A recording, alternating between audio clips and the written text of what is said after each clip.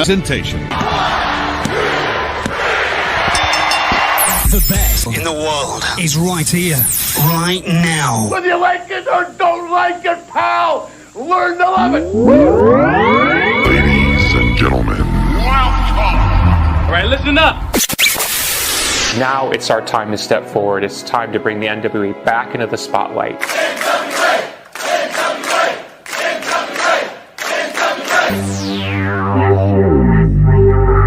I was thinking that it might be a good idea if you and I formed an alliance. Let's get ready to rumble!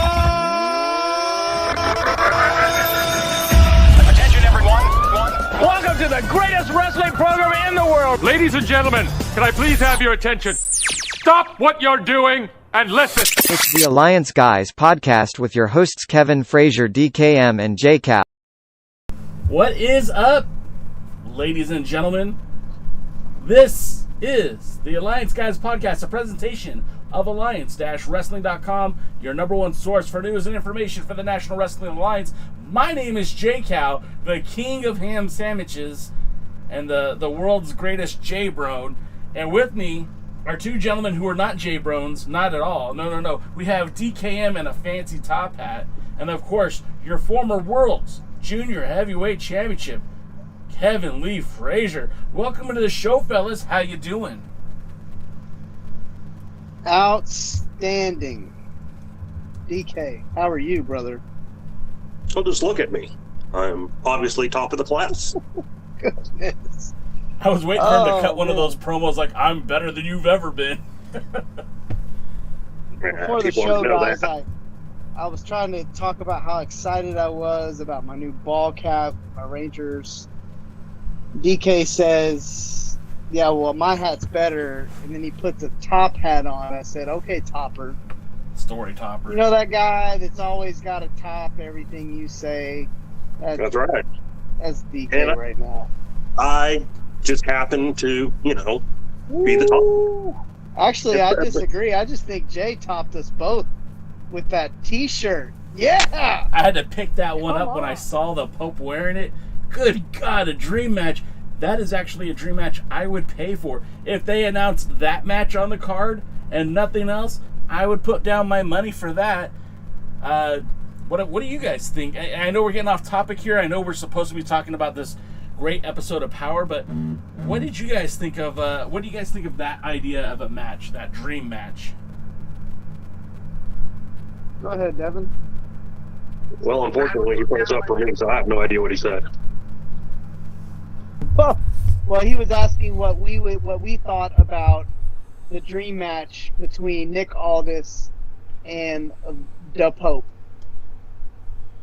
Well, I think I've pretty much said since back when they were doing some show called Primetime Live, and that it was a match I wanted to see. So it's a match I want to see more than the main event they're giving us, which I have nothing against, but I'd much rather see Pope Aldis. Same. And might I interject here? Please do. I said it season 1, then I said it season 2. You better give us these matches while you can, because you never know who's going to get offered a contract and be gone. NWA dropped the ball with Sean Rickard, Eli Drake. Dropped. Hang on. Can you see all my fingers on the thing? Dropped the ball. Because now you got this guy on on the top show in wrestling, and you could have had a run with that. Instead, typical. I'll call it dusty booking or something, because I used to see this stuff in WCW all the time, where they would sit there and force the top baby faces away from main marquee matches. And I don't know. I don't, maybe the world champ's insecure. You think? I mean, maybe Nick Aldis on a shoot is a little bit insecure. And maybe he's angling himself not to wrestle these guys. Maybe that's why he's angling to wrestle Trevor Murdoch, because the fact is that since we've had of the top talent that's been in there, he's never gotten in the ring with the top talent in his own promotion. I've never seen him in the ring with my boy Latimer. Didn't get to see him in the ring with Eli Drake. And you know what? You want to carry a belt that Ric Flair carried. Ric Flair never had a problem getting in the ring with the top guys. There was somebody today, actually it was Ric Flair today, posted on Twitter his schedule from back in 1983, and he was literally wrestling about 300 days a year. You know, it was just an insane amount of schedule, and most of those matches were title matches. And you know, I had someone actually say, you know, yeah, I mean, less is more. And I'm thinking, why? Why is less more? Less isn't more. Less is less. More is more. And when you've got a guy like Ric Flair who's wrestling 300 days a year and let's say 280 title matches, I don't care if they're all against the same guy. If he's wrestling 280 NWA World Heavyweight Championship matches versus a guy who does maybe 13 in a year, that's not the same. Those two things don't equate. And when you say that Nick Aldis might be afraid to wrestle some stars, I mean, if you look at his lineage, if you look at his last 900 days as champion, who has he beat? He beat Cody to win the title. He beat Tim Storm to win the title. He had a great match with Brian Cage. He had a good match with Dirty Money. He had some good matches with a lot of, you know, I say a lot. Let's not say a lot.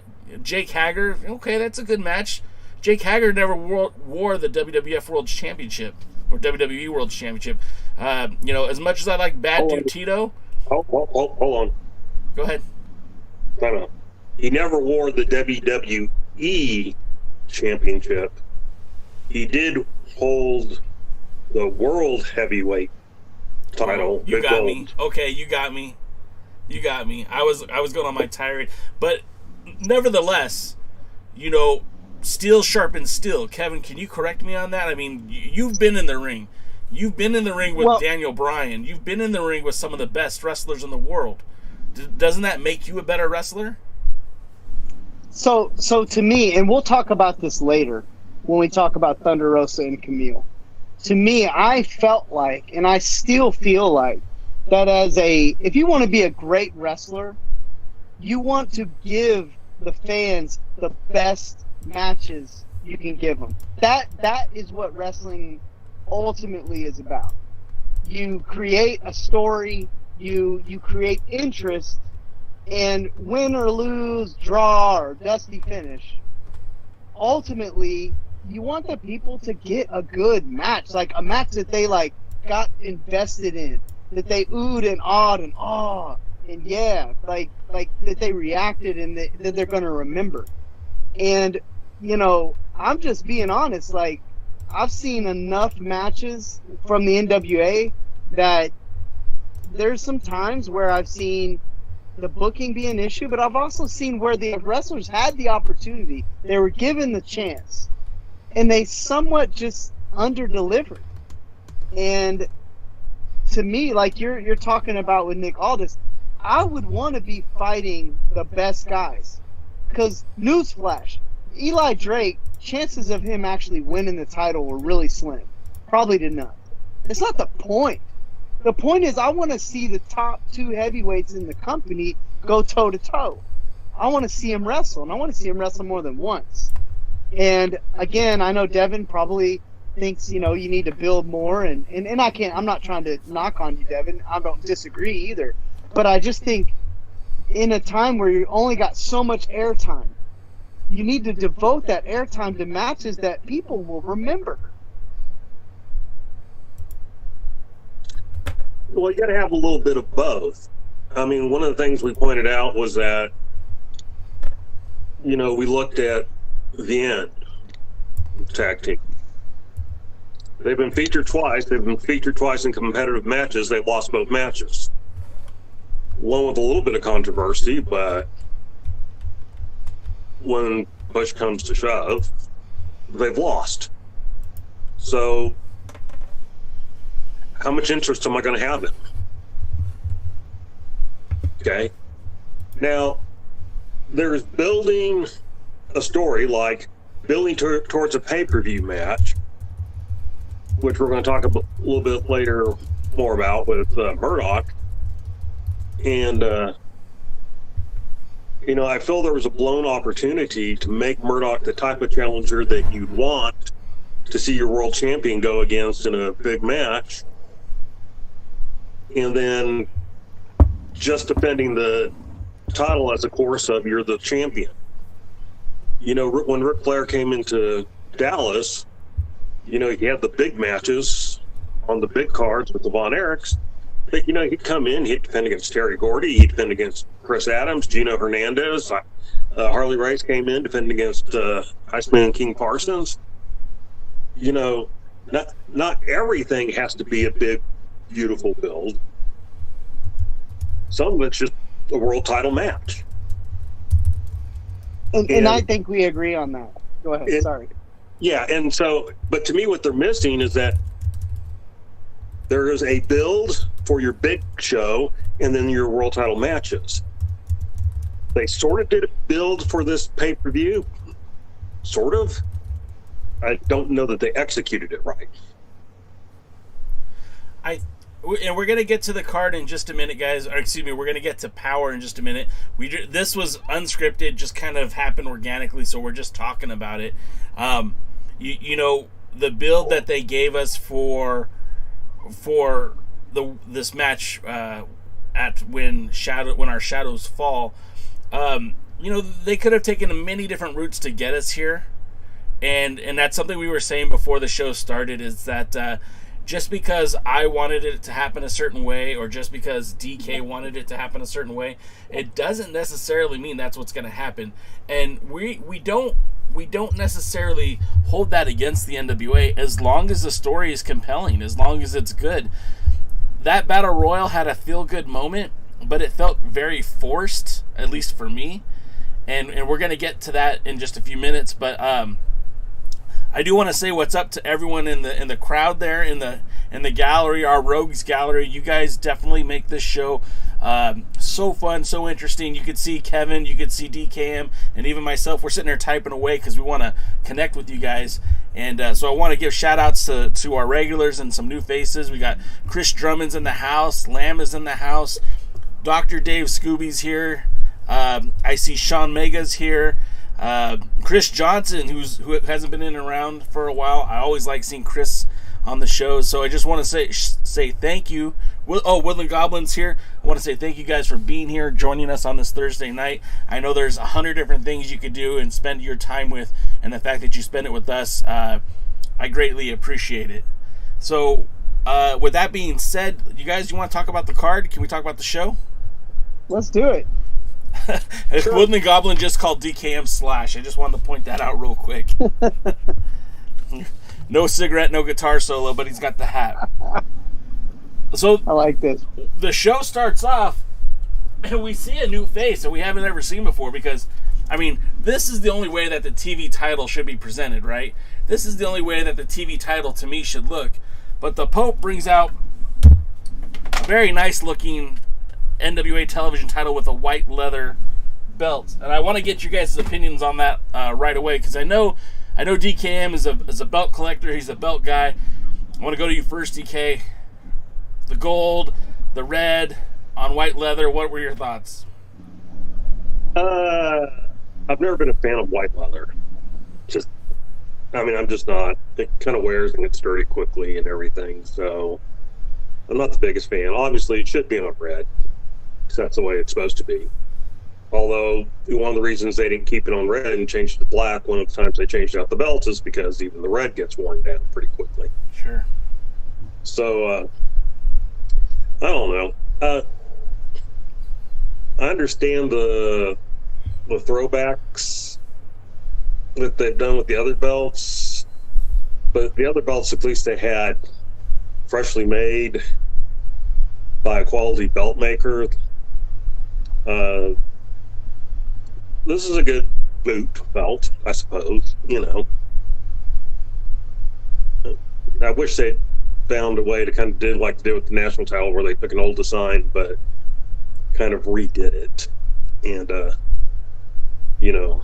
let Belt Van Dam take a crack at it. Yeah, that would have been a nice. Dan does a great job. And I don't own any belts by him. I'm kind of sad, but I have to save up money to do that. Yeah, those aren't cheap. Kev, what did you think of the white back? High quality was not cheap. My turn? Yes, sir. Well, obviously Devin is using terms about belts that I don't even know. So, which is cool. Like, what's funny is that this is one of the things I love about wrestling fans, just wrestling, is like, you have people that are obsessed with wrestling rings. So it's kind of cool that like DK is a belt collector. He knows about that kind of stuff, and it's something that actually, I just think that's cool. I really do. I was a belt collector myself, just a different kind of belt collector. Unfortunately, all the belts I collected, I either lost or retired, and the promoters kept all of them, and DK actually owns one of them now. But I love the belt. I like the white leather because it reminds me of the White Intercontinental Championship, which was probably one of my favorite times of being a wrestling fan. I think it's a good look. I mean, it makes the belt look different. I think it's, again, is it a big thing? I don't know. But hey, here's one thing I do like. They did a little something extra for Pope, and that's a good sign. That's taking care of your guys. Do you guys? I like that. Pope. I'm sorry to finish. I'll finish my thought and then go ahead. But I like that. Maybe when we think of the white national title, we'll think of Pope, and I like that thought. TV title. Do you guys remember when Zicky Dice was teasing a pink-backed television title? That would have been kind of cool too. I think the Pope actually went out on his own and got this made. I don't think this was provided by the NWA. But all that being said, I kind of like it. So you got two who are good with it and one that says negative, right? What does that mean, DK? I like it. Where we at? I don't know. Devin just went quiet. What do you want me to say? Oh, okay. Moving right along. Next we smoldering right. He's smoldering right now, Jay. He is. He's learning something from the modern day hero. He's learning how to smolder, baby. Huh? Hang on. Wait a minute. Time out. You guys need to smolder real quick? Do the guys in the chat need to smolder? I mean, sure. Do it. All right. All right. There you go, guys. The price of admission paid. Okay, so up next, we get the Kratos Stevens interview that we've all been waiting for with Kyle Davis. Now, Kyle Davis has been doing a phenomenal job at that podium. I really think, I miss Dave Marquez. I thought Dave did a great job, but Kyle Davis has stepped right in. And at least in terms of quality, we're not really missing a whole lot. And that's not a shot at Dave. I just really think Kyle has come into his own in this role. And, he says that there's some noticeable dissension between the two. And how can they survive? And Stevens answers the best way possible. Pats the belt and says, this is how we survive. Because we're still champions. Now, granted, tonight's their first defense. But I still think that was a pretty solid answer because... they're champions until they're not. It doesn't matter if they like each other. Doesn't matter if they go out fishing on the weekends. The bottom line is they still have the tag team titles. And that didn't change tonight when they faced the War Kings. But just promo-wise, DK, what did you think of it? Or, sorry, we'll go with Kevin. Kevin, what did you think of the promo? I liked it. I thought they told a pretty decent story. I felt like they actually covered some ground between them, which they haven't covered a lot of ground in terms of just their relationship, aside from like assumptions. I feel like the announcers have told more of a story about what's happening with Kratos and Stevens than Kratos and Stevens have. So it was good. Again, every week I want my old Aaron Stevens back, man. Give me back the gi. Give me back him shooting on me on Twitter. Like, I'm mourning the loss of a wrestling character I didn't know that I liked as much as I did. DK. Why wasn't this on week 1? Woo! Fire! I mean, it was good. It established the line, established the story between them. So, this should have been back on week 1. That's it. I mean, it was That's good. like the point of the night right there. How do you top that? It was good. Why didn't you start this way? Hey, Kevin, did he really shoot on you, man? Did that really happen? No, I mean, shoot is a. I mean, I meant that tongue in cheek. Okay. He gave me, like, he trash talked me on Twitter, but it felt like he was, Aaron Stevens trash talking me. I take social media as a work. Even when like last week I was taking shots at Nick Aldis, and that's a work. I never truly mean to disrespect anybody. If I'm going to disrespect a person or I have something, it's going to be man-to-man, face-to-face. So I don't ever take anything like that personal online. But it felt like Aaron Stevens, like the character Aaron Stevens. But I can't imagine him saying something like that now. Makes my a tear come to my eye. Real quick, I just want to remind everyone the ham sandwich shirts are still available for a limited time, $20, and you can help support this podcast. Actually, we're going to be doing we're donating the proceeds from the t-shirt sales to the JRDF, the Juvenile something or other Diabetic Foundation. And if you guys want to make a purchase, go right ahead, and it'll help support a good cause. Sorry, I just want to plug that in there real quick. Hey, explain why that's your cause. What's that? Explain why that's your cause. Oh, well, yes. We talked a little bit about this at the pre-party, but real quick, I'm going to say it again. Last year, right before the pandemic hit, my 7-year-old, now 8-year-old daughter was diagnosed with type 1 diabetes. And it is a genetic abnormality. It is basically your pancreas fails to function. Anything connected, and so my daughter also has it. It's a struggle every day, and we will be doing a walk. I think it's in October, where we're going to be walking to help raise funds for the type 1 diabetic research in hopes that they find a cure. It's something that probably won't happen in my lifetime, and honestly probably won't happen in my daughter's lifetime, but we're hoping that that the science keeps moving forward, and that someday an 8-year-old girl doesn't need to receive 3 shots of insulin before every meal and a shot of insulin before she goes to bed every night. So if you guys feel so inclined, please make a donation by purchasing a t-shirt, or soon we'll have donation links for our walk to help end type 1 diabetes. That's philanthropy at its finest right there, baby. Get some of those t-shirts. Let's help a good cause. Yeah, I mean, those t-shirts were never about the money, guys. Like, that was for fun. And the fact that so many of you guys jumped on board and, enjoyed that, like, I just want to give that money to a good cause. And so anyways, sorry for the interruption. We'll go back to your regularly scheduled program now.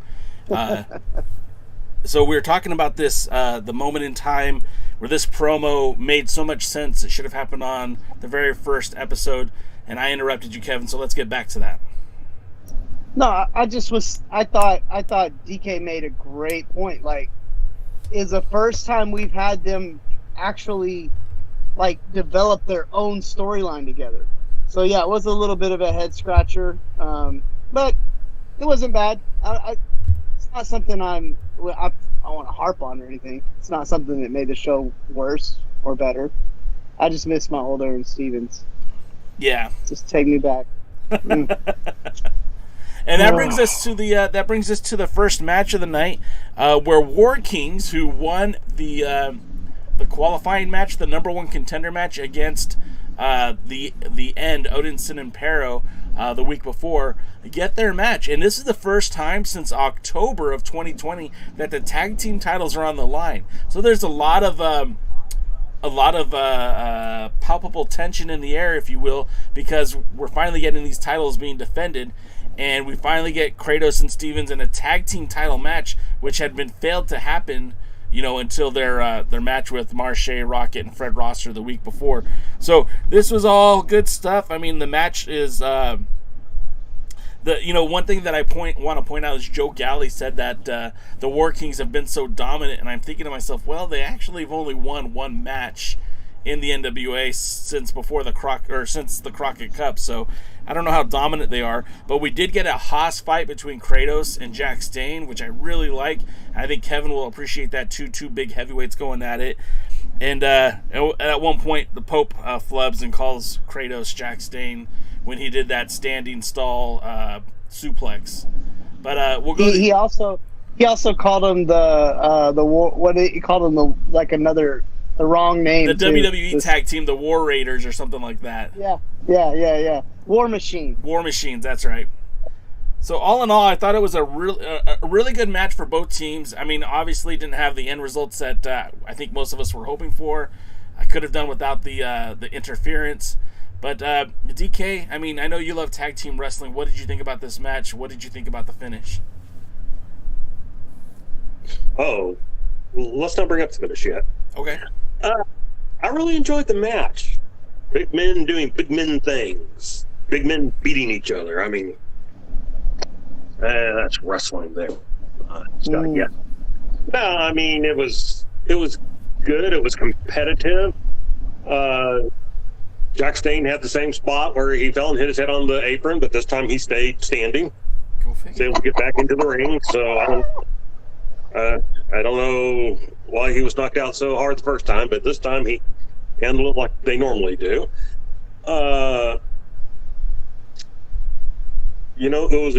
It was enjoyable, and even we talked about this last time. Toned down a little bit the dissension between Stevens and Kratos. They need to be an effective team most of the time with small things, kind of getting like the end when Kratos just keeps beating people or whatever.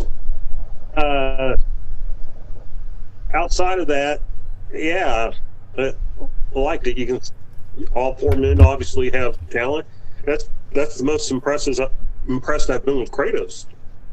Actually, so I think I said last week that he just wasn't doing it for me. This time, he kind of did. He held his own, and I was happy. Can I say one thing? Can I say one thing real quick? I thought it was hilarious when Steven says, "Are you going to wrestle in your costume?" That made me laugh. I popped for that. That was heelish Stevens, and I loved seeing that come through. Okay, go ahead, DK. I'm sorry. That's the personality that Kevin's talking about missing. And so, I actually thought the same thing. I go, that's actually more of a heelish statement than a babyface statement. He can't help himself. When it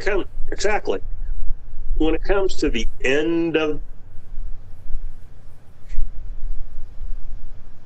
no, he's frozen though. Am I frozen? You're free now. You're free now. Real quick, Lamb says the only real tag team who won the titles were the Rock and Roll Express. How about bringing them back? Jay would love to see them. I'm like, nope. And Kevin would like it even less. It only hurt for a little while. Okay, sorry, DK. Finish your thoughts. I'm sorry. That's okay. The point was the end. First of all, I don't know why he needed to come in so dressed up. At one point, the hood almost fell off. So yes, we do know who it is. And no, they can't just easily say it was somebody else. So, Boogie comes in and hits Crimson with brass knucks. Okay, they would rather continue that feud than they would, getting a real tag team on the, getting tag team titles on a real tag team. I can't figure it out. I don't know why they hate tag team wrestling. They just do. Kevin? Brother, I enjoyed this match. This was one of the few times that I found myself unable to do something else while the match was going on. Praise from These Caesar. are two teams. Yeah, and these are two teams I would love to see just beat the dog living crap out of the Rock and Roll Express and show everybody how really old they are. But Don't hold back, Kevin. I love the exchange between Kratos and Jack Stane. I think that's the best position. Oh, I threw up in my mouth. I think that's the best position you can put Kratos in. I enjoy watching Crimson. I enjoy watching Aaron Stevens. It was just a group of talented wrestlers, mostly all in the ring together. I still think Kratos. I'm gonna give Kratos a little bit of a pass just because it's not like he can improve week to week. What he needs to improve on will have to happen between this series of matches or this series of shows and the pay-per-view and going forward. So again, I felt like he was a little bit of a notch below the other guys in the ring in terms just overall. And again, like I said, I hope I don't have to run into him and tell that to his face. I would, but it wouldn't be fun. So all in all, I enjoyed the match. And I don't know, Jay, if you were unhappy with the finish like DK. I wasn't.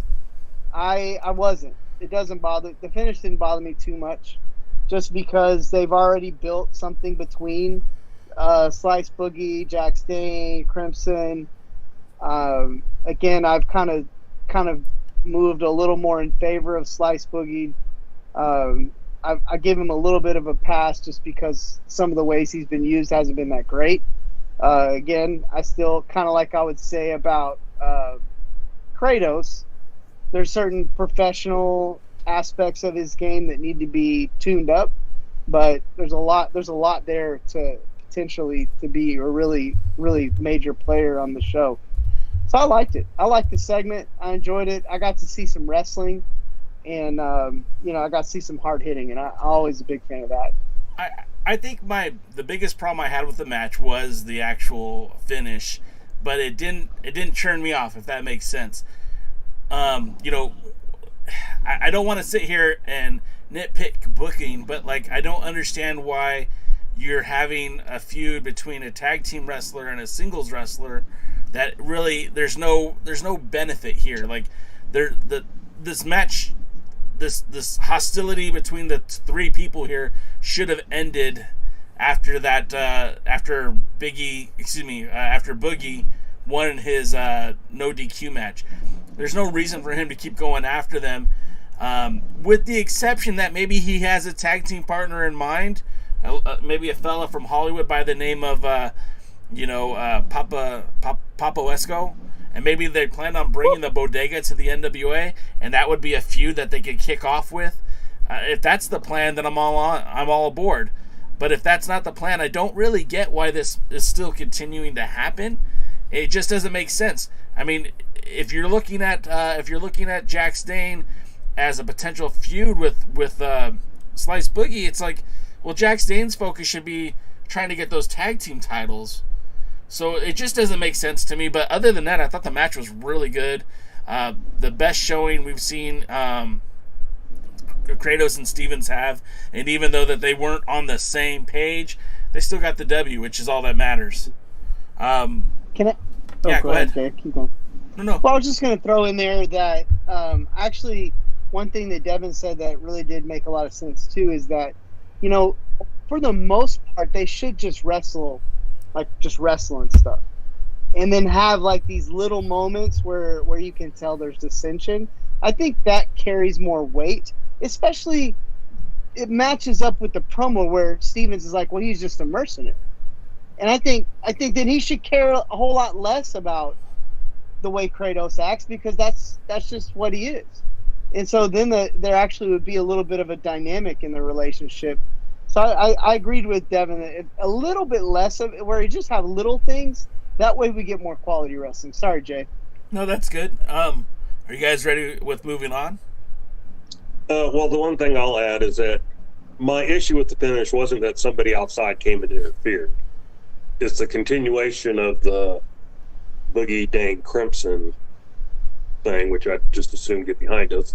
Unless, like you said, they bring a Papa Asco. But even then, it was like, should have done that to start with. Yeah. And so that's my issue. And then it's going to be amplified a little bit when we talk about the Battle Royal.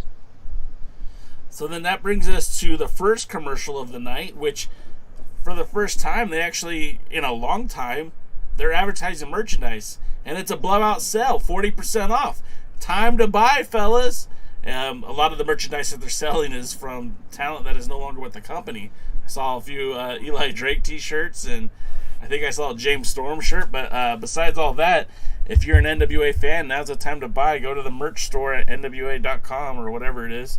And that brings us up to our boy, our best pal, buddy, old friend, the real world's champion, the dealer, Nick Aldis, at the podium with Kyle Davis, who Aldis is kind of being coy, talking about he's the puppet master. He makes people dance. Got Kyle Davis to do the Alex Wright, the Das Wunderkid dance, and then obviously Aldis seems blown away when we find out that Trevor Murdoch is going to be in the Battle Royal, kind of like the world's worst kept secret. Doesn't sit well with the champ. DK, what were your thoughts on that? I mean, as far as the promo goes in general, I liked it. I find all this entertaining. I thought this was one of his more entertaining promos. I don't necessarily like his interactions so much with like Kyle Davis, especially Joe Galley. Kyle is fine again, but you know, like when he was Mad Joe later, when he started the exhibition thing, you know, nobody cares. Nobody wants to see Nick Aldis versus Joe Galley. And so, you know, let's stop having feuds with announcers. Can we just make that promise, please?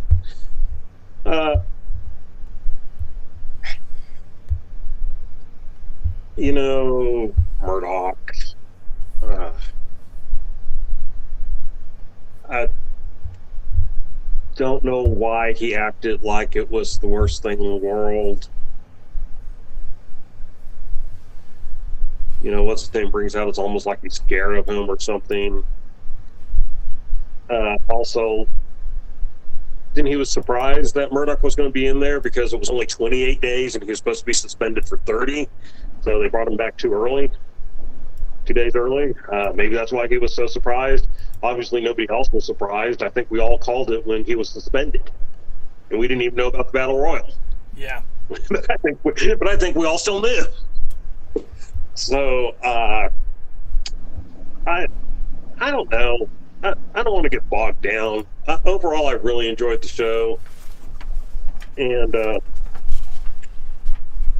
you know, the promo in the general sense was a good Nick Aldis promo. Kevin? I thought it was kind of funny watching the dance thing and Nick Aldis dancing. Proof that white men have no rhythm. Especially that white man.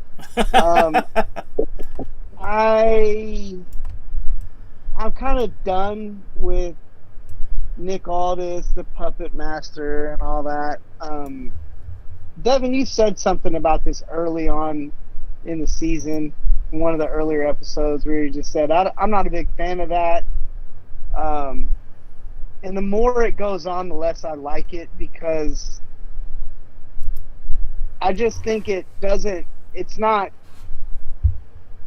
good for the show for people to get the impression that he has something to do with the booking and stuff.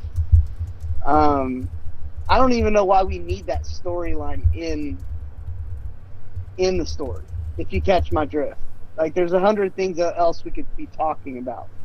To DK's probably liking the title, the championship, fighting and wrestling. I mean, I don't know. I don't like that, but I do like Aldis on the mic. He's hilarious at times. I think he's started to definitely lean distinctively as a heel, whereas a few, here and there we've kind of wondered.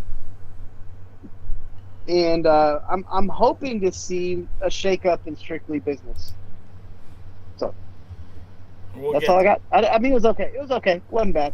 It wasn't good, but it wasn't bad. And that leads us to the match. And of course, we knew this was going to be they called it a exhibition match. Aldis says, look at his track record. He's known for making stars. I don't really know what star he made, but this was like his third exhibition match on Power. I guess it actually is the fourth, because his match with Trevor Murdoch on episode 7 was an exhibition match, and his match with Ricky Starks was an exhibition match, and then his match with Jordan Clearwater that was supposed to happen but didn't happen was scheduled as an exhibition match. And I as a world's heavyweight champion, I get that not every single opponent is going to be an A-lister, but I don't know. I don't understand why you keep going with that exhibition feel. The match itself was pretty good. Mims got some decent offense in, but at the end of the day, what happened was supposed to happen. The world's heavyweight champion was going to walk away victorious. He let Mims get in some offense, but really it was all Aldis. And he hit the Michinoku driver, followed up with the pile driver, did the elbow off the top, and then did the sharpshooter. Not the sharpshooter, but the Kingsland's cloverleaf, and that obviously was the end. DK, what did you think about this match, and what were your thoughts? Well, I'm not fond of the that they stress it's an exhibition match. And for the first time, they actually kind of gave the exhibition match a definition, in that they said it was just going to be like a 5-minute match, 5-minute exhibition. Which, okay, sure, your others weren't that short, but sure.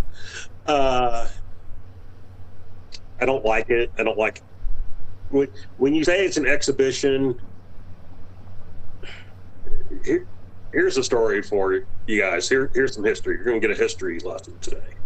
If you ever go back and you watch some of the old wrestling shows, especially like WWF in Madison Square Garden, or even further back, WWF in Madison Square Garden, Howard Finkel will he'll say something about tonight's exhibitions. Exhibitions was a way to get around saying worked, that they were worked things, because they weren't real pro matches, they were worked, and so they were called exhibitions. And so, to me, kind of in a different way, when you go, hey, it's an exhibition match, you're saying, hey, this isn't important. And you don't really need to pay attention to it. Because we have other matches, and then here's the exhibition. Okay, I don't know if that's what you want. I don't think you want to say, here's your world champion in an unimportant match. So, as for the match itself, it was short. There was some good back and forth for it, shortness. It needed to be short. It's good for what it was. I didn't have problems with it. Kevin? I really thought the match was a waste of TV time, of valuable TV time. I also want to go back to also say Nick Aldis and whatever he's got or trying to have with Joe Galli is dumb. I can't imagine Ric Flair ever caring about what an announcer thought of him or what an announcer did. Maybe I'm wrong. Maybe Ric Flair had a huge feud with Tony Schiavone, for all I know. But Devin probably knows more than I do. But I thought that was cheesy, and then I think, and no offense to Mims, but like this, I've seen way too much Mims and not enough of some of their better talent. No offense, like I don't mean this in any disrespect to Mims at all. Like I don't. I'm just talking about it as a fan watching the show. That's not like a man-to-man shot. It just, I'd have rather seen Mims in a match against a competitive match, not an exhibition for the world championship or against the world champ. And like Jay said, this has been overplayed, way played out. So I didn't understand it. I don't know what they were what the point was of having a match like that. I don't get it. I mean, there's just too many good, talented wrestlers on the roster that could have had a competitive match, not a whatever that was. Well, I think some of this is you really see how impacted their roster and small it was for this set of tapings. Because, you know, we have seen Mims a lot. We have seen, what's his name? The Rocket dude. Marshe Rocket. Yeah, sure.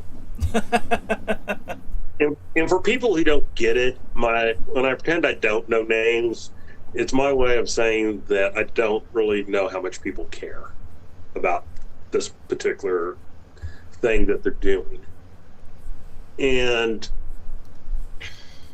gee whiz, you know, I have nothing against an enhancement match. But I would have rather seen, to Kevin's point, I would have rather seen Mims versus Clearwater. I guess they sent him home after the first night because we never saw him again. No, he's in the Battle Royal. Was he? Yeah. No, I totally. Well, then why weren't they using him more? And then, you know, and why couldn't he have been in a match with Mims that would have been on a level that, you know, could have been competitive and you weren't necessarily sure who was going to win, and they could have gotten some good back and forth. I mean, these short matches, it's not like the young guys learning anything from the veteran in this short match. So, you know, if you're putting them in there and they're going 7, 8, 10 minutes, you know, at least the young guy has a chance to learn, but he doesn't have a chance to learn in this, you know, 2-minute squash. So put him in with Clearwater. Let them work out some of the greenness together. And you know, and this is one of those shows that had, you know, 3 really good matches. You know, like they could have left this match off and no one would have really missed it. To your point, if it would have been Clearwater versus Mims or Boogie versus Mims, or, you know, that would have made a lot more sense. You're right. There's no denying that. And to your point, the squash matches or enhancement matches, I mean, these things need to happen anyways. This is how you build up talent. If Latimer went out there and squashed the hell out of Mims, that would have been entertainment. That would have been served a purpose. This match served no purpose. So I totally agree with you both. And I agree with Terry McDermott that Latimer needs to be featured more. I've been saying this since episode forever ago. Episode 1. Well, even back to last season, I felt like, no, I said episode 1. Yeah, the dude is a you weren't with it yet, but you were saying it. Man, like when him and they had that tag match where it was like him and maybe the old guy that he tagged with versus Tim Storm and Trevor Murdoch. Man, I thought I was going to come out of my seat, man. They were out there just blasting each other, man. Yes. Anyway, carry on, guys. Okay, so that brings us So what I'm going to call right now, well, I'm skipping the School of Morton commercial because we talked about it last week, and we know that they're using Kevin's old commercial, his old videos to be the format for this. So we'll just move on, and we'll talk about Kamille versus Thunder Rosa, which, for my opinion, this isn't just the best match of this season.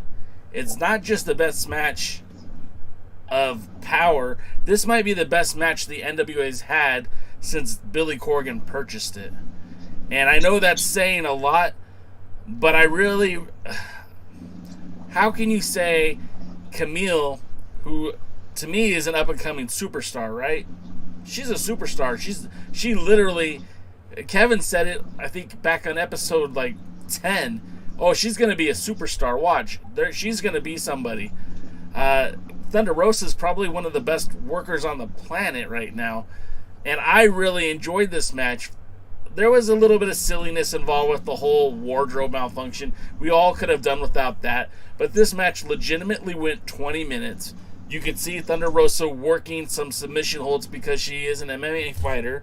Melina eats a clothesline in all of it. But I thought this was really good, and it made me respect Kamille a lot more because of the punishment that she took. And, I'm not going to stand on circumstances. Kevin, you're a worker. You're a damn good worker. What did you think of this match?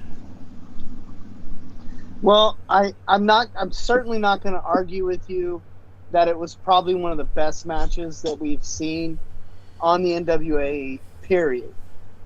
And like I said about Kamille early on, when you see somebody getting quantitatively better each match, each outing, each promo, when they were off for the pandemic, she did a figure competition to get her body in better shape.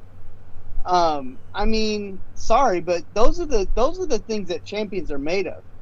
And though she may not have been there right off the bat, the thing I like about Kamille is that she does not rest on the fact that she's the most physically gifted wrestler on the roster. She's continually building on that. And honestly, the other thing that we aren't bringing up is how impressive her and Taryn Terrell have been as a little mini team. Kamille hasn't fought it one bit. She's rolled with it, and to me that shows a little humor. It shows that, again, it shows a little bit of a willingness to work with people. Again, I'm really high on what we're going to see from her going forward if she keeps in the trajectory she's at. As far as, I have a lot to say about this match, so maybe if I go too much, just butt in. But Thunder Rosa, obviously we all know how I feel. Is her husband in the chat right now? I don't want her to get mad at me. And also, of course, for those of you who don't know, my wrestling trainers and best friends work with Thunder Rosa at her training school, and they're the head. They have their training school down there as well, Dog Pound Dojo. At least I think that's right. Dog Pound Wrestling Dojo. So the last thing I want is my own friends coming after my neck. But I felt like that as good as this match was, they left so much on the table that it could have been a match that we're talking about for match of the year in any wrestling promotion. That's what they left on the table. What they gave us was one of the best matches we've seen, if not the best match we've seen in the NWA. Which is, again, is that me talking bad about them? Not at all. But what I'm saying is what I saw left on the table was the match that we all go, oh my God. Who saw that match coming? Because it had all the components. And let me tell you why. There was a moment in the match where they had a false finish where Kamille went for the spear. Right? Remember that? Yeah. Thunder Rosa rolls her up. Do not tell me you weren't thinking that Thunder Rosa was going to get the 3 count there possibly. Did anybody else I'm think that? convinced. Same. And we got a false finish out of that. And I was like, yes. That's wrestling, DK. That's suspended disbelief right there. That's when we as meticulous people watching the match, so we can talk about it on our show, go, oh, got me. That's what I want as a fan. I want you to get me over and over and over again. That's what I want. And they could have done that in this match. And do you want me to tell you why it didn't happen? I told you in the chat, but I'm going to tell you guys, spoiler, I'm going to tell you guys, because Thunder Rosa didn't work with Kamille enough. Thunder Rosa's the vet. She is as good as any wrestler I've seen in the last 5 years in terms of what she can accomplish and what she can do. And I have been in a very similar, I'm not going to try to compare myself to Thunder Rosa, but I've been in a position where I was one of the best workers in an entire region. And I got a tryout with a big time company, and I didn't work with the other guy, and I didn't get a contract because I thought me showing them how dominant I was going to impress them, but they weren't impressed with that. And Ted DiBiase, who was my agent, said, you need to go back to the drawing board. Oh. And I did. And next thing you know, the next big match I had after that was against Daniel Bryan, and it's a match that I've been probably going to be remembered for.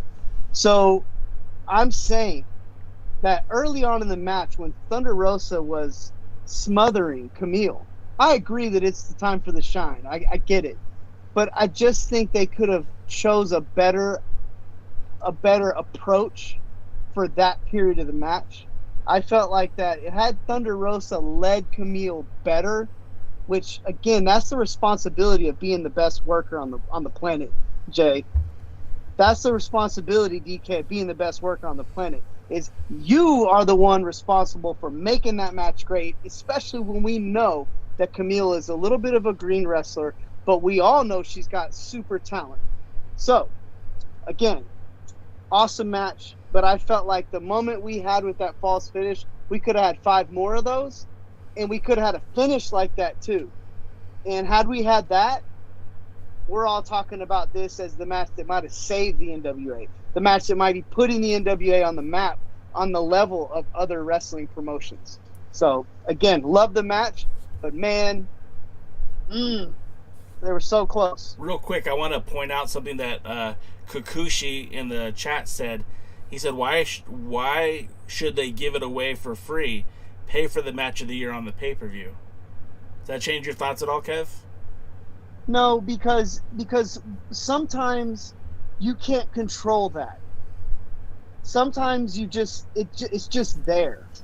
And you want to always have match of the year on the pay-per-view, but sometimes on a pay-per-view it's not there. And in that moment, in that match, it was there. It just needed to be squeezed out.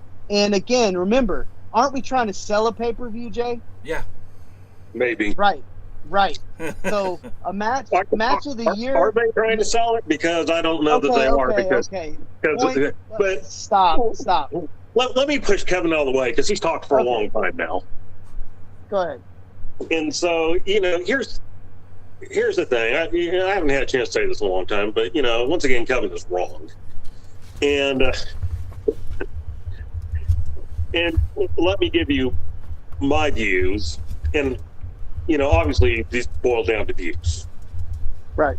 So there's not right or wrong, but these boil down to views. But let me tell you how I view it differently than how Kevin did. I agree with Jay, and that was probably the best match the NWA's put out during the Billy Corgan era. It was legit 20 minutes, because when they rang the bell and said it'd been a draw, I was actually a little bit shocked because it didn't feel like 20 minutes to me. And I was watching it live, so I couldn't go back. So I actually waited for the thing to get back on there so I could go back, and I timed it. And it was 20 minutes exactly, bell to bell. Wow. And for those of you who don't know, there are a lot of 60-minute draws out there that only went about 45. And this is the way I looked at it. When I was watching the match, and this is probably one of the differences between Kevin and I. Kevin watches as a worker does. And so he's like really paying attention and knows stuff like that. This was a match that turned me back into a fan. Just, you know, I got into it. I liked it. Kevin talked about that moment when the, you know, with the false finish when Thunder Rosa rolled her up. I mean, I groaned out loud and, you know, kind of got out of the chair for a second and dropped back in it when that happened. I don't know the last time something like that happened when I was watching a wrestling show. And it was, I felt, and one of the things we discussed in the match, I felt like they wrestled the way you would think that they really would if this had been a real contest. The experienced wrestler showed up the green wrestler at the beginning. She's going to outwork her. She's going to be smarter than her. She's going to do those things. She is going to kind of make her look a little bit, wait a minute here. Didn't matter. Kamille found a way. She persevered. She powered through. Then she started hitting her power moves. And then that went for a while. Thunder Rosa was a veteran. She took back over, doing a lot of the same things. You know, the get behind with the leg takedown. You know, these are things that you might actually see in a, you know, actual match. These are all real. And I really didn't analyze the match. I mean, absolutely did not analyze. Was did click. He needs deep, dark psychological help. Anyway, getting back to the match itself, you know, this is one of those things that now you don't know what's in. This is why I'm griping about the pay-per-view. It's like, because now you are left with this, and you're like, okay, now what? That's what they were. Now what? And we don't have another show till the pay-per-view. And is the women's champion supposed to be at the pay-per-view? I don't know. I haven't heard. Originally, there were people talking like she would be, but I don't know. Are they going to have a rematch at the pay-per-view? I don't know. You know, what's going on? So now they've had this really great match, and I have no idea what the follow-up is to it. So that's going to be my complaint. Match is excellent. Match was great. So, you know, now what? You know, what? You know, you haven't talked me into buying the pay-per-view yet. And we'll talk about the one thing that makes me sort of want to, but a little bit later. But for right now, I don't know. Great match. Jay, what did you think? Yeah, I mean, I'm going to echo your sentiment, DK. This was, and like what Kevin said early on about the tag match where he just was able to focus in on the match. Like, I put down my phone. I stopped texting people. I stopped sending instant messages. I watched the match, and I sat there for 20 minutes. And again, I don't know what vehicle out there right now in any form of entertainment that has me putting down my phone for 20 minutes and just focusing on the match. So for that, I salute them. For that, I tip my cap. I do agree with what Kevin said. I think they could have done a little bit more with it, but at the same time, after what we've had for the last 6 weeks, 8 weeks, like, this was gold, and I was very happy to have it. I think it puts, you know, Kevin says they could have put a match that put the entire women's wrestling on notice, but I really think that that's what they did, and what a great way for Kamille to come out, because that pay-per-view, although it was a good match, it wasn't career defining. This match, even though Thunder Rosa was the veteran, even though Thunder Rosa had a lot more a greater skill set, she looked good. That's probably the best she's ever looked in a very competitive match. And to what DKM said, no, they didn't really address the elephant in the room because it ended in the time limit draw. Both women still look strong. Thunder Rosa still can go wrestle in AEW, but let's not forget that makes Kamille still the number one contender. And that is not up for debate. She is still the number one contender fight is advertising Serena Deeb at When Our Shadows Fall, that match should be the match that's made. It should be Serena Deeb versus Kamille. Period. That's what the match was set for. That's what it is. Now, whether they go through with that will remain to be seen. And DK, I don't know that we have something next week for certain, but I did see that May Valentine on Twitter said that they had some surprises in store for us on next Tuesday. So I don't know if that means a power surge. I don't know if that means that we're going to get like a 10 pounds of gold. I don't know what we're going to get, but there should be something on Tuesday for us to wet our beaks on. Are we good with moving on? Yep. Well, I actually want to say one quick thing. Yeah, go for No. it.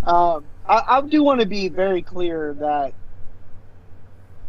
I agree with all of it, like both of you guys, and probably the consensus that the match was really good.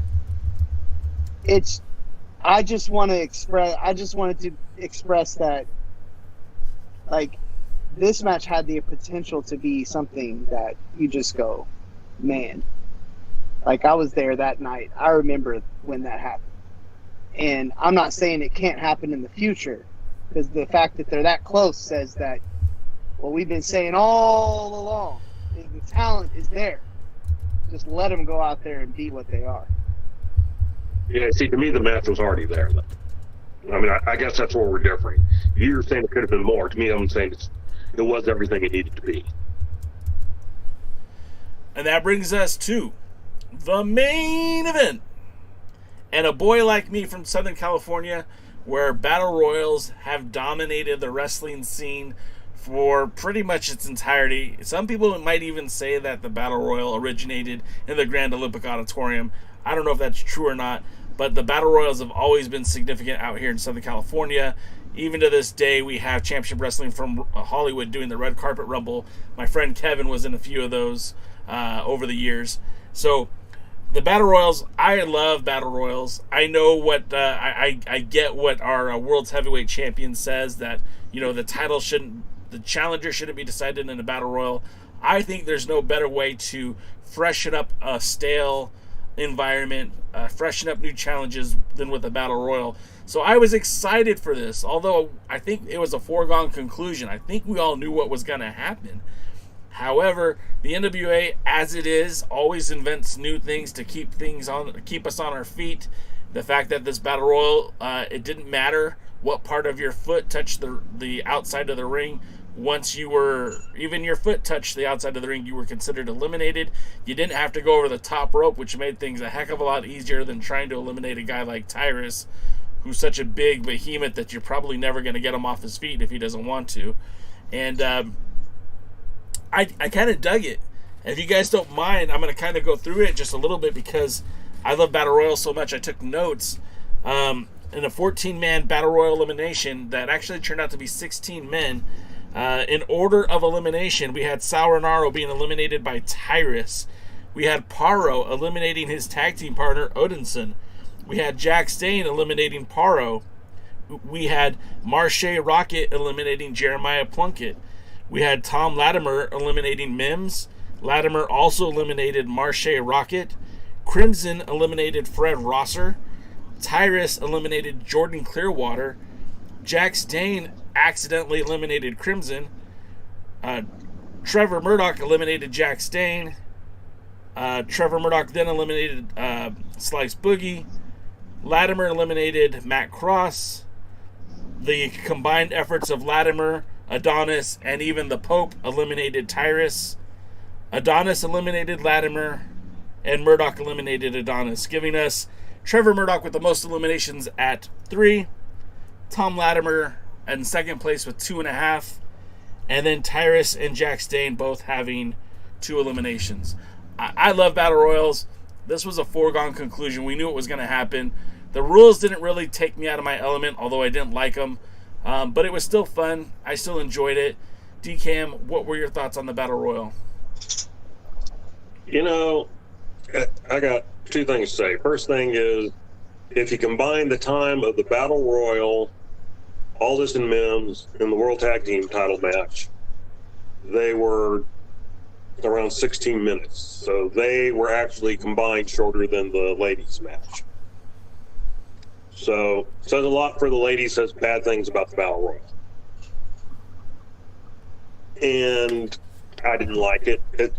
I rated the show a solid B+, and what kept it in the B area was this Battle Royal.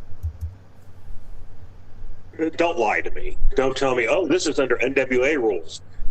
Those were never NWA rules. Maybe in the early days of Battle Royals, those were some rules. I don't know. But I've been around wrestling hardcore since 81, followed on and off since 77. Those have never been the Battle Royal rules.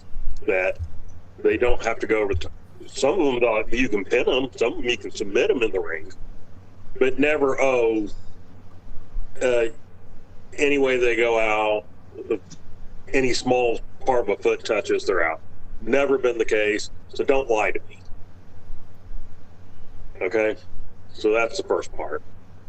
The second part, we already got one tag team that has problems. Stop giving me a second. 3. Or even a third one, because I don't really remember that accidental one to make sure or not. Oh yeah, Dave Scooby wants to point out, and I forgot to mention this because it was pretty controversial, that Chris Adonis forfeited the national championship to be a part of this. I'm sorry, I forgot to mention that, which was kind of crazy in and of itself. I know you, DCam, I know you have thoughts on that too, so I just wanted to throw that out there. Yeah, it was on my list, I just hadn't gotten to it yet. But yes, good point, Dave. Look. So anyway, yeah, the tag team thing, they hate tag teams, it's obvious. Stop. Okay, plain, simple, stop. And then, what is about the NWA? We were talking offline a little bit about self-depreciating humor, and there's a difference between that and, people who talk poorly about themselves in a convinced way. Why does the NWA feel a need to, a stipulation for the match is you have to wrestle with us. You can't go elsewhere. because we know that you would want to go elsewhere if you were given the opportunity. And so now we have a guy. I mean, 2 weeks ago, they screwed us out of a tag team title match where the two people who were supposed to be getting the title match are looking at Nick Aldis like, what the hell, dude? What are you doing? And now we have Adonis willingly give up his national title. So obviously the national title means nothing, because I'm willing to give it away just for a shot at protecting Nick Aldis. Title don't mean anything. Protecting Nick Aldis is far more important. I mean, there was no talk about money being exchanged. Hey, I gave him $10,000, or I gave him $50,000 or whatever. It was just, no, he's loyal. He did the right thing. No, he was an idiot. Trevor Murdoch was an idiot. They booked him as an idiot. Now you're booking Adonis as an idiot. And at the end, they kind of booked Aldis as an idiot. So, I guess they're all on equal footing. They're all idiots.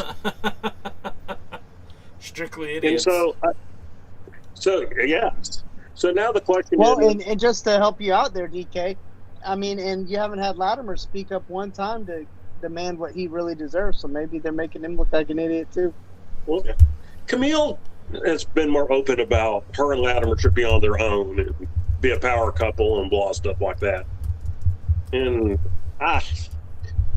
all these people. What? Sure.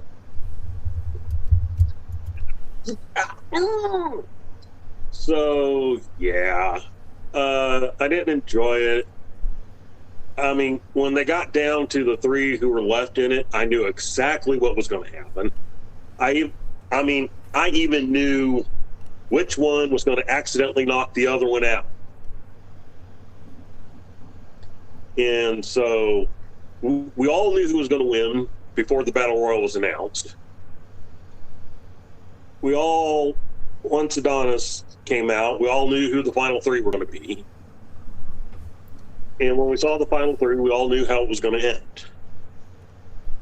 And so, and meanwhile, Nick Aldis is over at the announce table screeching like a Japanese schoolgirl. Oh my gosh. You know, his daddy should have spent the 50 cents. And I don't know. On otherwise excellent show, the Battle Royal, you know, took it down a grade. And the only thing I enjoyed was the end where Aldis kind of sends off Adonis and Latimer, and then attacks Murdoch, and Murdoch gets the best of him. I mean, just some good old babyface finally getting a little bit of revenge on the heel. I like that. And so we'll, you know, Murdoch gave his emotional interview at the end, and then we'll talk a little bit about our predictions for.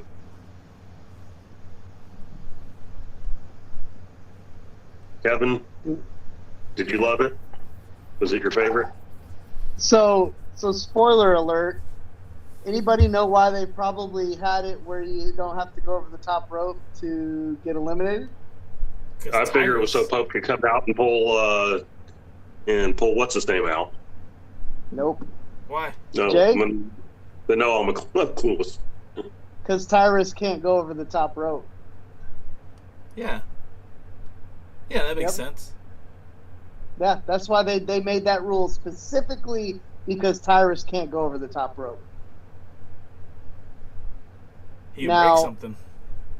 But I think it kind of goes to you guys' point though, of his the criticism of him just even being in the ring. If the guy can't do the most basic thing and actually hurts the matches, hurts a match with all the rest of the wrestlers are being limited because of him. To me, like I said, I've probably been the biggest defender of Tyrus overall, but to me, this was a part that really exposed that in a way this really hurt what could have been a much better Battle Royal if we'd have had some real Battle Royal rules. But that I agreed that I knew it was going to happen. I called it weeks ago. You know, just kind of. To me, it felt like I'm back. I went from the real wrestling world, watching Thunder Rosa and Kamille, back to the Twilight Zone. Like, oh, we're back here again. That's what it felt like. And like DK said, I think it brought the show's credibility level down.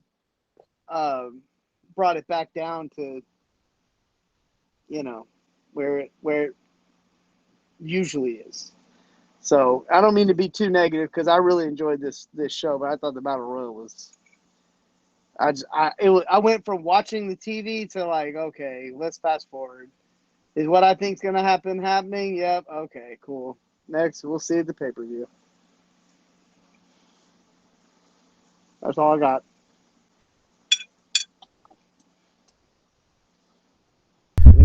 Maybe I'm the eternal optimist because I thought it was a lot of fun.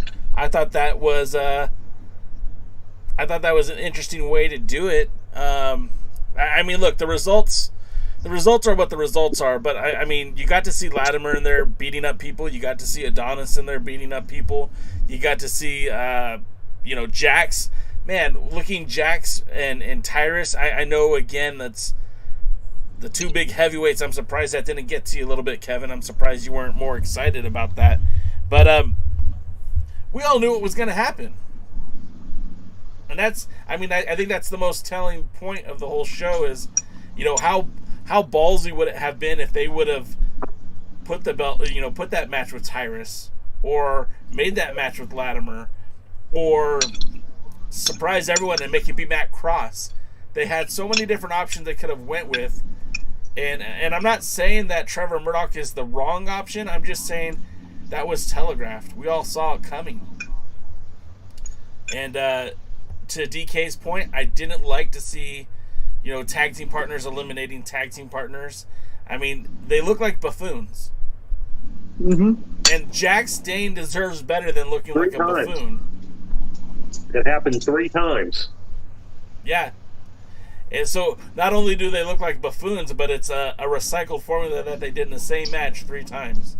So even though with all these problems, the show is still leaps and bounds better than it was episode 1 of this return season. And like I said, we got one of the best matches in the history of the Lightning One era of the NWA. So for that, I'm happy with it. We were all giving it our grades offline, and I told these guys I thought this was easy an A, because it's just so much better than the other 2. Kevin, what was your letter grade for this show? I gave it a B.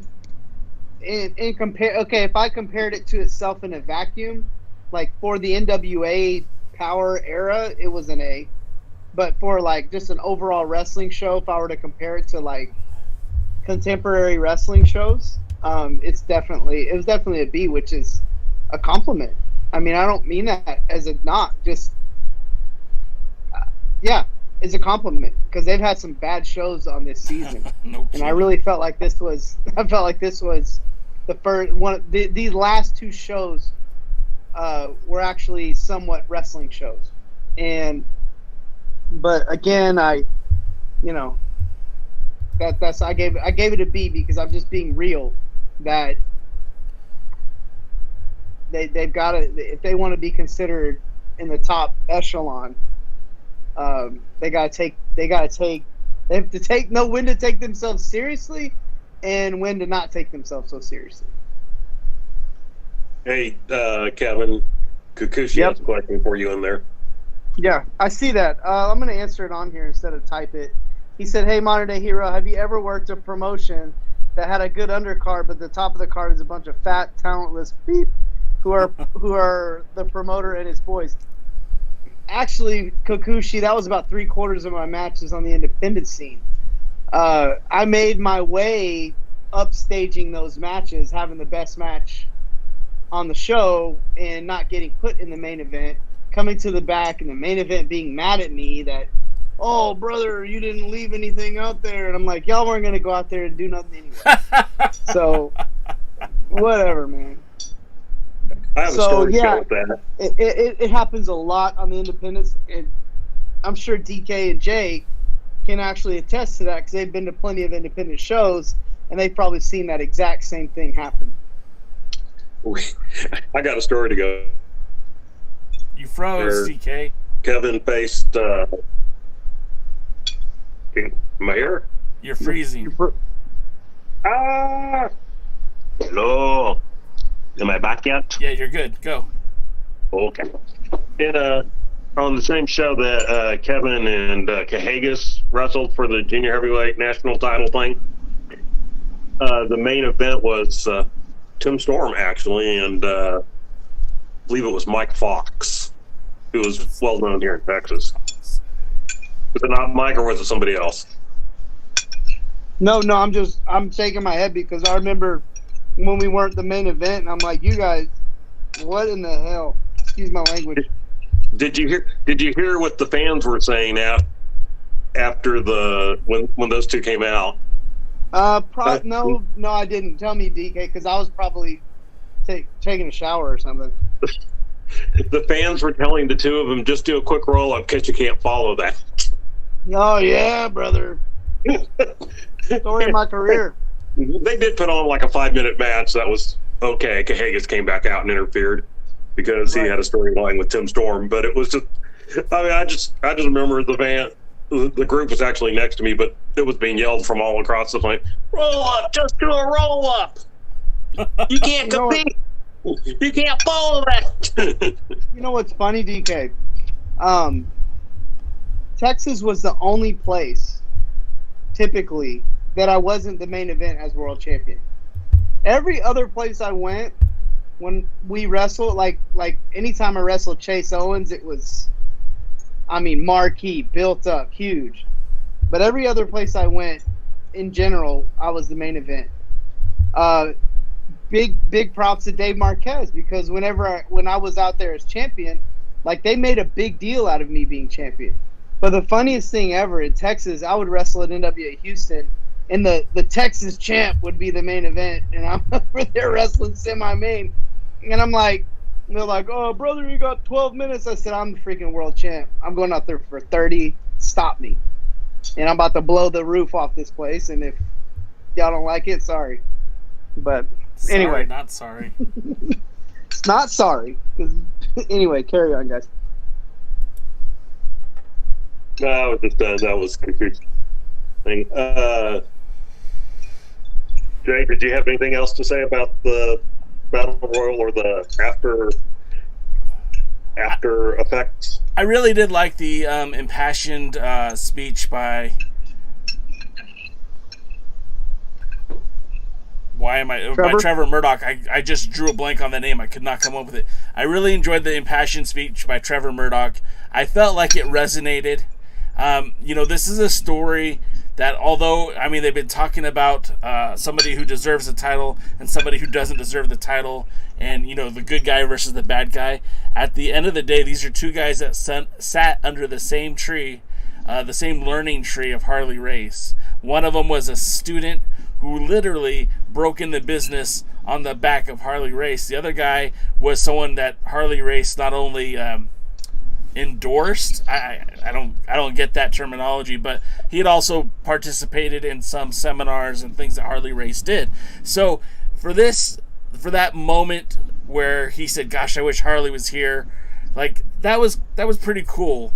And I think that's the best promo I think we've gotten out of Trevor Murdoch since he won the national title. So for me, that was pretty special, and that I'm going to remember that going into the pay-per-view.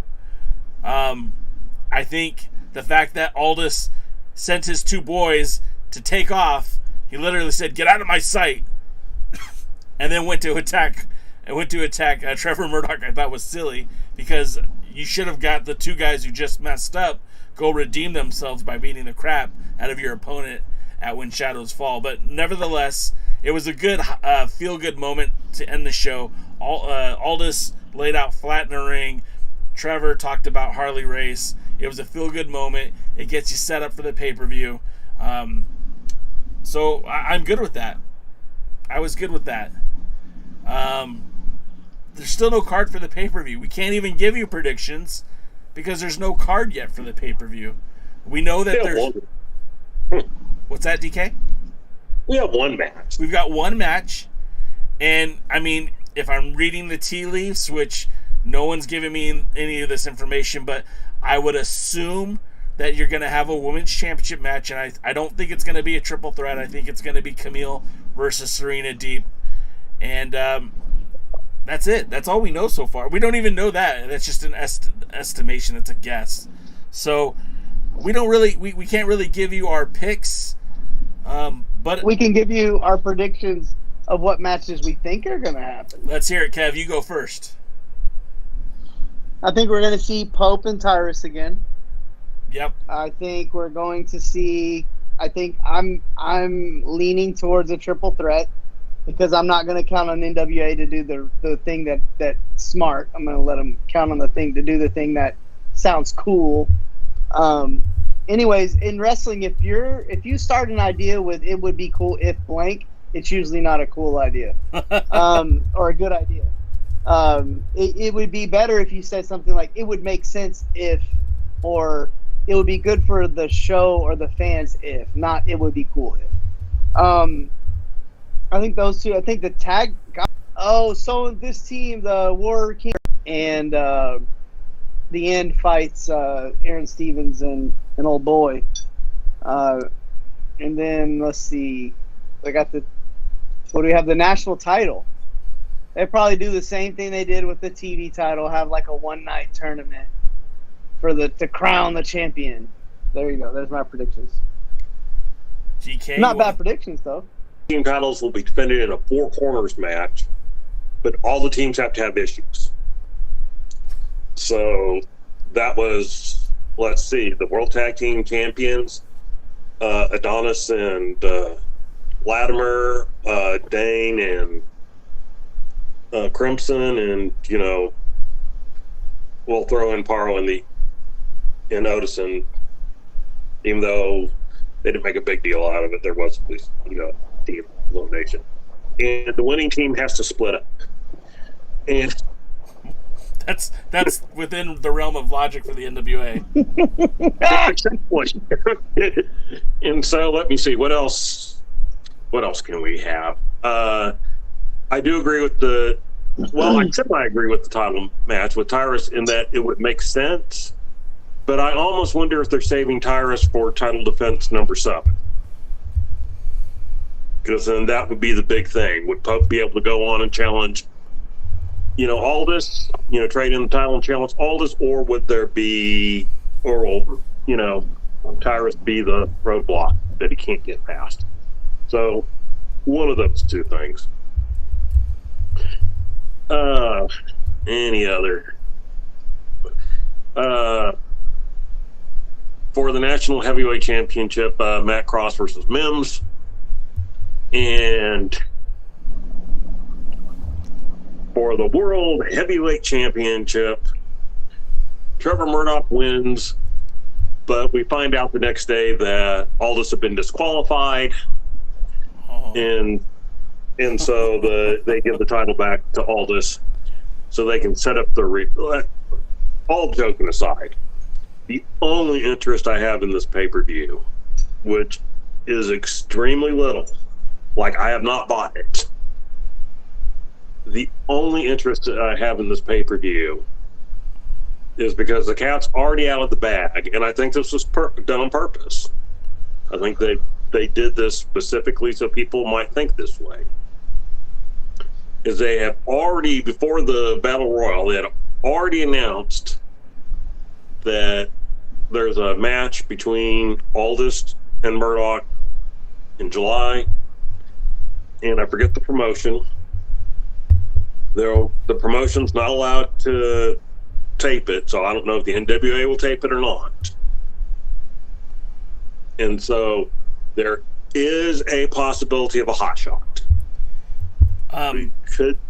For the record, July 24th at The Gathering, T-Mart Promotions at the Hilton in Charlotte, North Carolina, will be presenting a autograph signing as well as live wrestling that will be headlined featuring a rare NWA World Title match, NWA World's Heavyweight Champion Nick Aldis, Trevor Murdoch. Now you can find that information at alliance-wrestling.com, or DKM can just give it to you. So, and so anyway, there's a chance of a hot shot. So we might see a title change, and I honestly think that that's what they're kind of counting on this particular case. I have the theory, and then this is going to be my part of goodbye.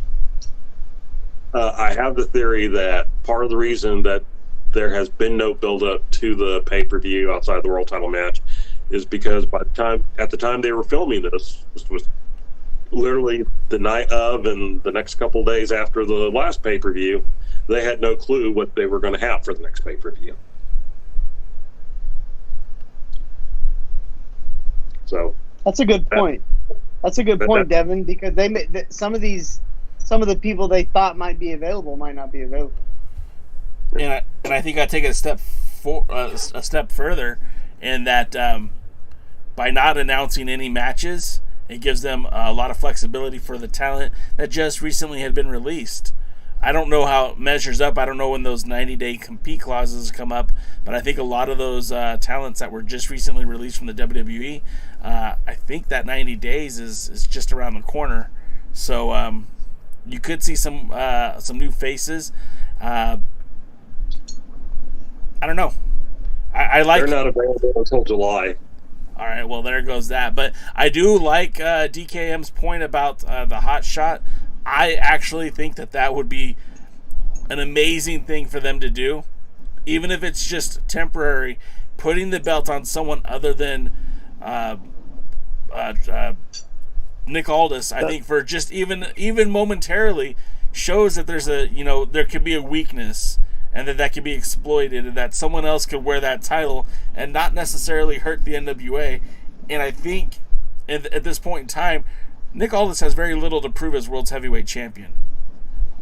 And he's done everything he can do as World's Heavyweight Champion until the NWA reaches his level. And I mean that without any sarcasm.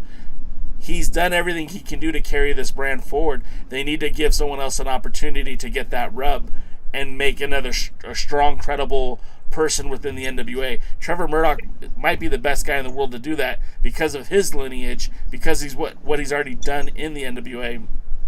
I think this is an opportune time to do it. And if it doesn't work, you have July 24th to get the belt off of him.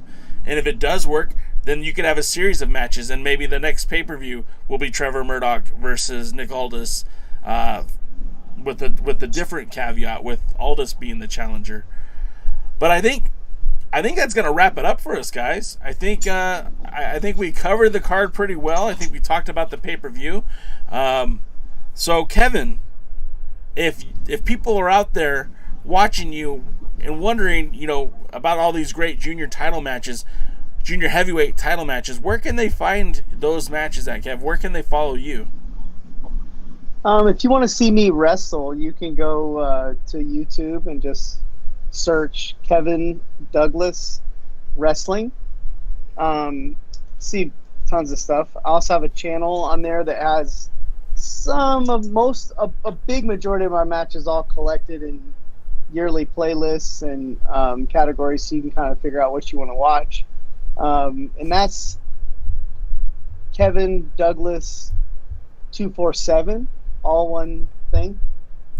You can also follow all my retweets of the Alliance blog on Twitter, Kevin Lee Frazier, because that's all I typically do. It's retweet the Alliance blog on there. And if you want to follow me on Instagram, it's Kevin Lee Frazier, all one word. And you can find me on Facebook under that same name, I'm thinking. And if you want to see more stuff of what I do, you can look at my personal YouTube channel, Just Kevin 247. Just a heads up for you guys. I did just start singing at my church, so there will be some live singing performances of Kevin Douglas Frazier on my YouTube channel coming up. I know DK is ready for that. I've heard you sing before. That's right. You started national anthem, right? Right. There we go. And DK, how could folks follow you on all the socials? The only social they'd be interested in would be my Twitter, which is @DKMFWTX, where you can get some of my views on boxing, wrestling, amateur wrestling, MMA, in the best combat sport there is, politics. And of course, you can follow what we do here at the Alliance blog on all social, and that includes Twitter, Instagram, Facebook, TikTok, and if you're watching us on Fight or YouTube, we do appreciate that. Make sure you give us a thumbs up, a like, subscribe, follow, all that great stuff. If you prefer to listen to this podcast as opposed to watch it, it's available Spotify, Amazon, and also Apple. You could hear us instead of looking at us. And Kevin's got a new Texas Rangers hat, but they lost 2 games to the Angels already. And then, of course, I'm going to show it one more time. If you guys are curious, if you're interested, if you want to check out the ham sandwich t-shirt, the hottest selling item on the Alliance blog merch store, check it out. Oh, I need to hit that transition button. There we go. You could be wearing that wonderful ham sandwich t-shirt. They are shipping as we speak. I've seen them. They're hitting the wild. If you want to be cool, you want to be hip, you can get that shirt and look awesome and amazing and 100% handsome. But that's going to do it for us this week. You guys, do appreciate you being a part of the show. I want to shout out everyone in the chat: Willie Bowen, Ron Gibson, Kikuchi, James H. Jackson, Willie Bowen. Jay, I want to interrupt you real quick. Yeah, go.